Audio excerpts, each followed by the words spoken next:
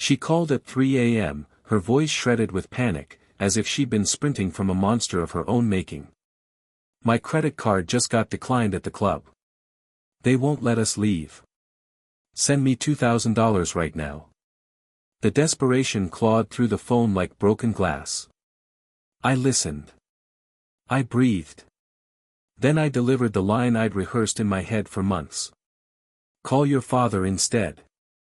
I powered the phone all the way off, the satisfying kind of off, the kind that builds a wall between you and the rest of the burning world. I set it on the nightstand, rolled over, and fell straight back to sleep. At 9:12 a.m. an unknown number lit up the screen. Sir, this is Officer Ramos, downtown precinct. We need you to come in regarding an incident involving. I cut him off. I already knew. This wasn't random. This was fallout. People like her don't explode into your life, they leak in slowly, drop by drop, until you're drowning and calling it love.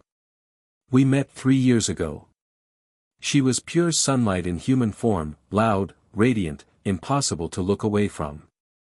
She laughed like the whole room had been waiting for permission. I fell hard for that light.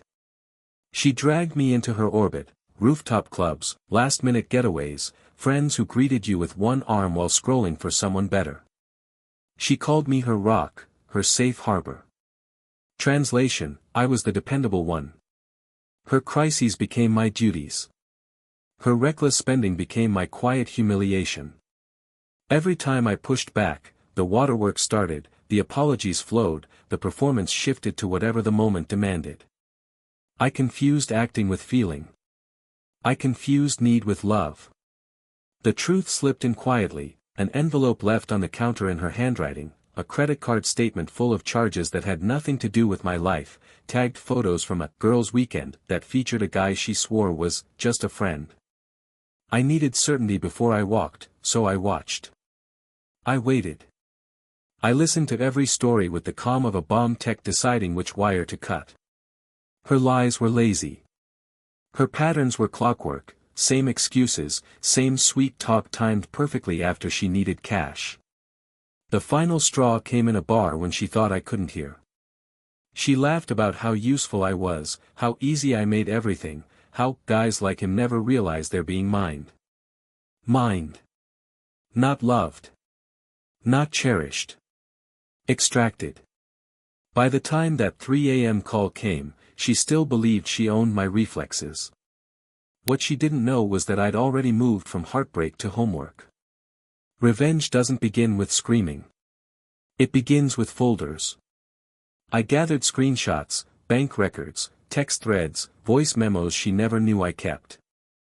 I mapped every dollar she siphoned, every account she'd quietly attached to mine. She thought she was slick. She was just repetitive. I went to the bank.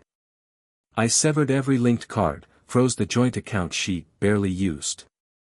I called in a favor from a lawyer buddy and walked through every legal step, fraud alerts, revocation of authorization, account lockdowns, every box checked 30 days before that nightclub meltdown. But I didn't just untangle myself.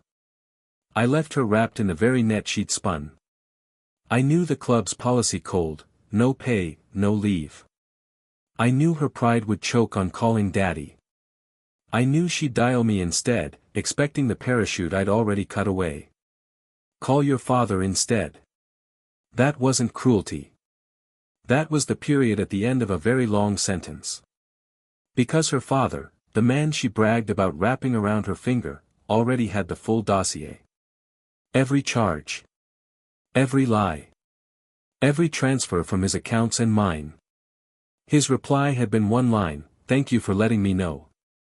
Leave the rest to me." So when she finally swallowed her pride and called him from that velvet rope prison, he didn't send a rescue team. He told her to sit in the consequences.